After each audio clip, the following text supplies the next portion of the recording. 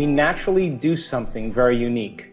The first thing we do is we don't want to see anybody. We don't want to go anywhere. We don't want to do anything. What we do is we disconnect from our external environment. And then we set our body down and we're no longer interacting and moving. And when we set our body down, we're saying then that we want to be greater than our body. And we start going within and we start working on selecting a new, possible future, which, by the way, already exists in the quantum field.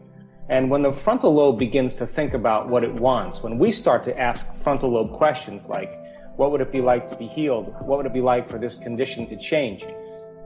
What do I want in my future?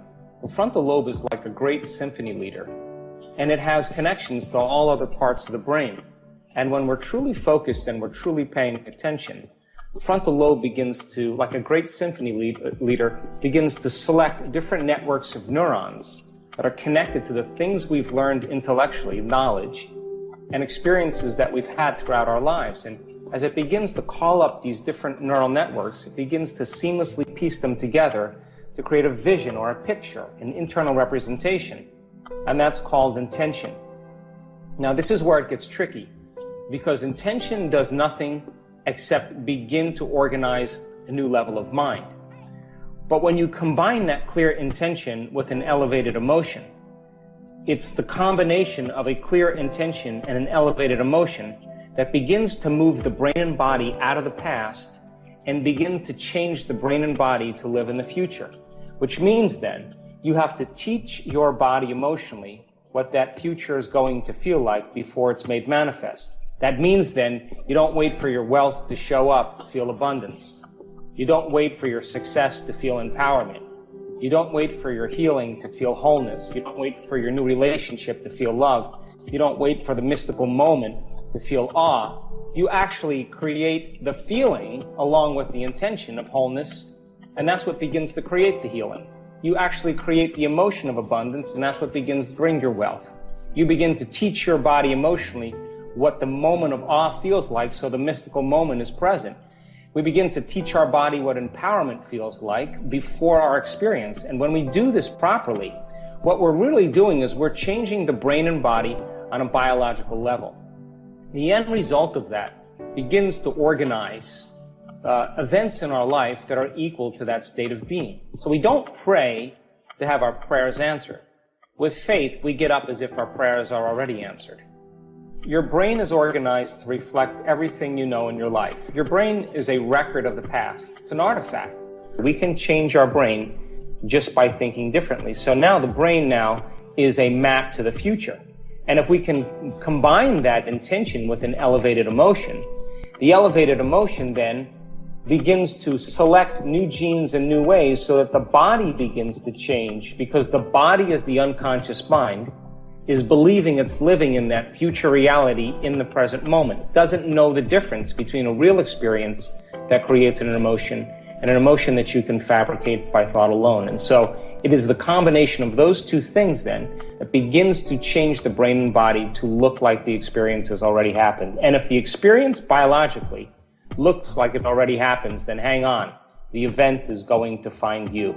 We will only accept, believe, and surrender to the thoughts equal to our emotional state.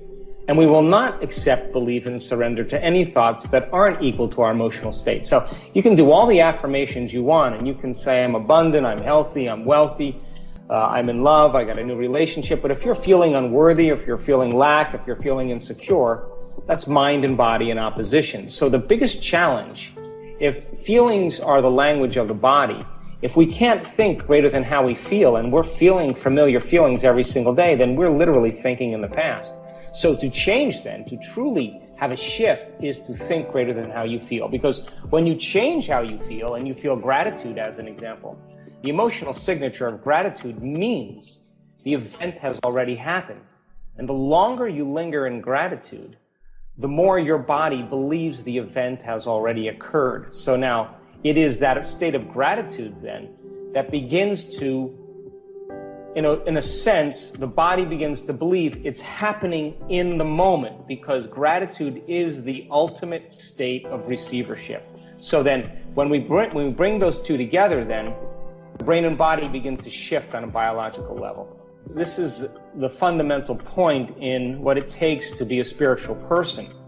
Because if you understand that those emotions that are connected to the stress hormones of survival, of anger and aggression and hostility and violence and pain and suffering and guilt and shame and unworthiness and fear and anxiety and hopelessness, all those emotions are all created by the hormones of stress, and those are all connected to experiences that we've already had. When people begin to understand this, and they begin to understand that those very chemicals begin to downregulate genes that create disease, when people begin to realize this, then they start to say, well, God, let me become aware of how I'm thinking. Let me notice how I'm acting. Let me pay attention to how I'm feeling, and let's decide if these thoughts or emotions or behaviors belong in my future. Now the person's becoming way more involved in their own understanding of managing their energy and managing their internal world. You know, in the last 2.5 years, we have done so many biological and neurological and research studies on common people doing the uncommon. We've mapped over 1,500 brains in meditation. We've had people wear heart rate monitors. We've measured the energy of the room. We've measured the energy around their bodies. We've measured the energy centers of their bodies. We've measured epigenetic changes in their saliva and in their urine. And I can tell you that without a doubt, that you and I and everybody in that audience is at their absolute best when they get beyond themselves. That truly, when you go inward, if you do it properly, there will come a moment where you will become nobody. You'll become no one, no thing, nowhere, in no time.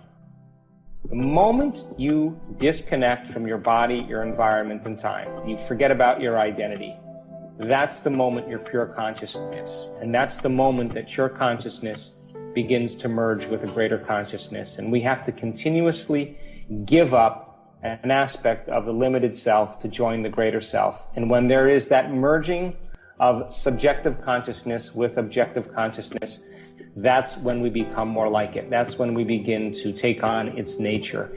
And we've seen people do this over and over again. And the brain and the heart get so synchronized and get so organized that the field around the body that we measure sometimes increases by up to 10 feet. And now the person feels more like energy and less like matter, more like wave and less like particle, and they feel connected to something greater, and they trust in possibility, and they step out into the unknown. And we have all the machinery to do this. I think people are beginning around the world to wake up to the idea that the illusion is becoming so obvious. I mean, every single paradigm right now is collapsing, whether it's the political model, the economic model, the religious model, the medical model. Everything's collapsing right now because it cannot function on the old laws of the old paradigm. Something new has to be created. So then, how do we begin to become supernatural? We have to begin to do what's unnatural. And when everybody else is in lack and in poverty, that is the time to give. When everybody else is in fear and worried, that's the time to demonstrate courage.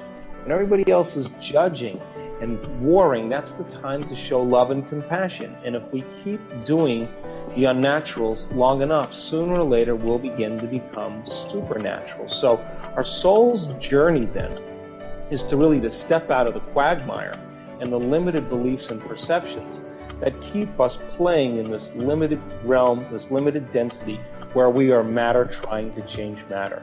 Once we get a taste of the divine, and that divine, again, we've measured this over and over again. When you are that thought in that infinite space, when the brain is perceiving space and no longer perceiving objects, it gets very organized. It gets very coherent. And when the brain gets coherent, we get coherent.